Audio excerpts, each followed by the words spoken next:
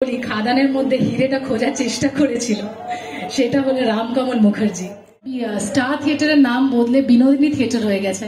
It's such a big momentous thing for Star theatre, for Bengal, for Kolkata, যে একটা ইতিহাস change.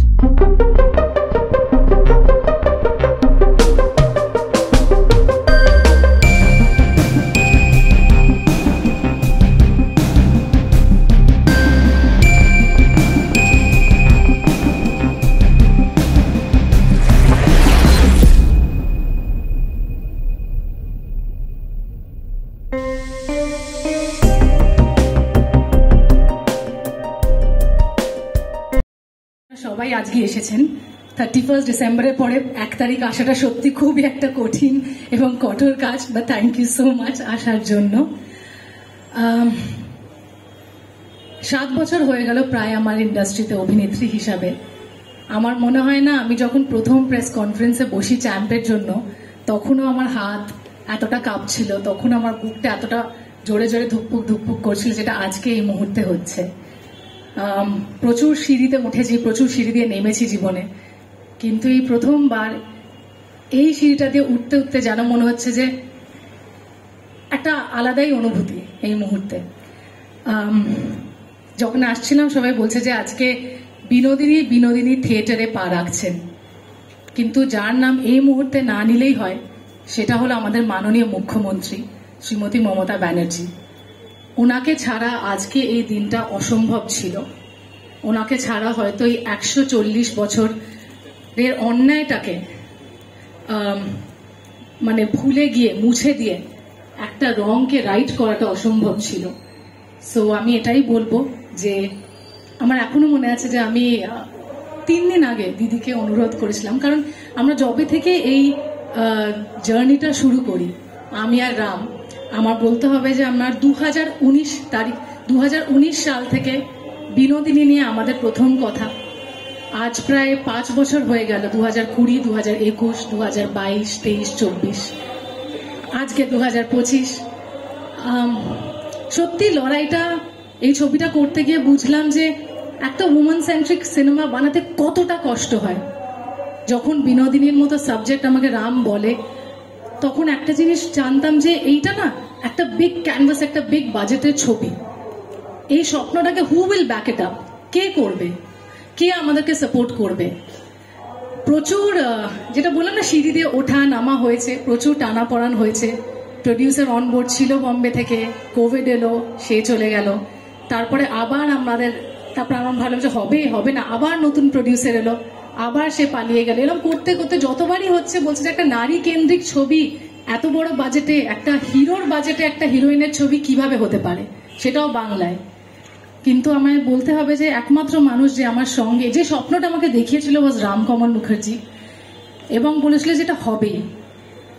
আমার এখনো মনে আছে 2022-এর শেষ, তখন রামের টিম থেকে আমাকে একটা মেসেজ আসে যে তোমাকে স্ক্রিপ্টটা আমরা মেল করে দিয়েছি, আমরা আর পারছি না, প্রায় 3 বছর হয়ে গেছে, কেউ একটা নারী কেন্দ্রিক ছবিতে কেউ ইনভেস্টই করতে চাইছে না, কেউ বিশ্বাসই করে না।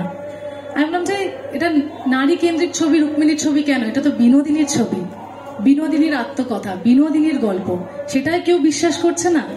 বলছে না, কিন্তু তুমি বিশ্বাস করেছো, তুমি ছবিটা বানিয়ে নাও, তুমি এটা করে নাও, আমরা মেল করে দিয়েছি। রাম বলেনি, রামের একজন অ্যাসোসিয়েট আমাকে ফোন করে বলেছিল। আমরা 2 মিনিট বসে গেছিলাম, নিয়ে আমি নেক্সট কলটা রামকে করি। আমি রামকে বলেছিলাম যে রাম, বিনোদিনী করা কিন্তু আমার স্বপ্ন ছিল না, এই স্বপ্নটা 2019 সালে তুমি আমায় দেখিয়েছিলে। আর তার থেকেও বড় স্বপ্ন ছিল কোথাও না কোথাও শুধু সিনেমাটা করা না, তাকে তার যোগ্য সম্মানটা, তার স্বীকৃতিটা ফিরিয়ে দেওয়া, যেটা হয়তো আজ এই মুহূর্তে আমরা সবাই বুঝতে পারছি। সো আমি বলছিলাম যে এই ছবিটা আমি করবো না, যদি আমি করি তাহলে আমি রামকমল মুখার্জির সঙ্গেই রুক্মিণী মাইত্রা করবে, তখনই সে বিনোদিনী দাসী হবে, নয়তো হবে না। আমার এখনো মনে আছে যে চৈতন্য মহাপ্রভুর পোস্টারটা বেরোয়, আমি লুকিয়ে লুকিয়ে করেছিলাম ওই যে পোস্টারটা। তখন আমি সুইজারল্যান্ডে শুট করছি, আর তখন লুকিয়ে গিয়ে আমি পোস্টারটা শুট করেছিলাম, কাউকে বলে, কেউ জানতো না, দেবও জানতো না অ্যাকচুয়ালি। ফাইনালি যেদিনকে একদম মন মরা হয়ে পড়েছিলাম, তখন আমি এই পোস্টারটা দেখাই, Dev entertainment ventures came on board. হঠাৎ করে প্রমোদ ফিল্মস, প্রতীক চক্রবর্তী যে এই মুহূর্তে নেই আমাদের সঙ্গে, I am really missing both Pratik as well as Dev, যারা এই স্বপ্নটাকে ব্যাক করে এবং ফাইনালি বিনোদিনী হয়, ফ্লোরসে যায় এবং আমরা 2023-এ বিনোদিনী শুট করি। এই লড়াইটা আমার হয়তো অ্যাজ রুক্মিণী যে বিনোদিনী ছবিটা করেছে তার জন্য তো 6 বছরের লড়াই, আজ 6th ইয়ার এন্টার করছি এবং বিনোদিনী রিলিজ হতে চলেছে 23 তারিখে। কিন্তু আমার থেকে তো আরো বড় লড়াইটা ছিল এই মানুষটা যে 140 বছর ধরে এখনো লড়ে যাচ্ছে। আমাদের দেশ স্বাধীনতা পেয়েছে 200 বছর লড়ে, আজও এই পুরুষতান্ত্রিক সমাজের কারণে একজন মহিলাকে 140 বছর লড়তে হলো তার স্বীকৃতি, তার সম্মানটা পেতে। আমি জানি না আমরা মহিলা হিসেবে কোথায়, কেন এতটা এখনো পিছিয়ে আছে। আজ এই স্টার থিয়েটার হয়েছিল, হয়তো আগে বেডেন স্ট্রিটে ছিল, আজকে সেটা হাতিবাগানে। কিন্তু যখন প্রথম হয় 50,000 টাকার জন্য গুরমুখ রায়ের কাছে বিনোদিনী দাসীকে নিজেকে সমর্পণ করতে হয়েছিল শুধুমাত্র থিয়েটারের জন্য। আর তাকে সেই থিয়েটারের পুরুষরাই বলেছিল যেটা তুমি করো থিয়েটারের জন্য, এবং থিয়েটারের নাম হবে বি থিয়েটার, সেই স্বপ্ন তাকে দেখিয়েছিল। কিন্তু তারপর একটা অপরাধ, একটা অন্যায় তাকে বলে যে না, কিন্তু বিনোদিনীর নামে, একটা মহিলার নামে এবং তার জন্ম যেখানে, তার কর্ম যেটা, সবকিছু মাথায় রেখে তাকে বঞ্চিত করা হয়। অ্যান্ড আজ আমি শুধু এটা বলবো না যে বিনোদিনী সিনেমার কারণে, সেটা একদমই ভুল হবে। অবশ্যই একটা দিদির কাছে ইচ্ছা প্রকাশ করেছিলাম, অনুরোধ করেছিলাম, কিন্তু একজন মহিলা হয় আর একজন মহিলার কথা, একজন নারীর কথা বুঝে উনি যেটা করে দিলেন এবং এত দ্রুতভাবে করে দিলেন, ইতিহাসকে পাল্টে দিলেন, একটা নারীকে তার যোগ্য সম্মান দিলেন। অসংখ্য ধন্যবাদ।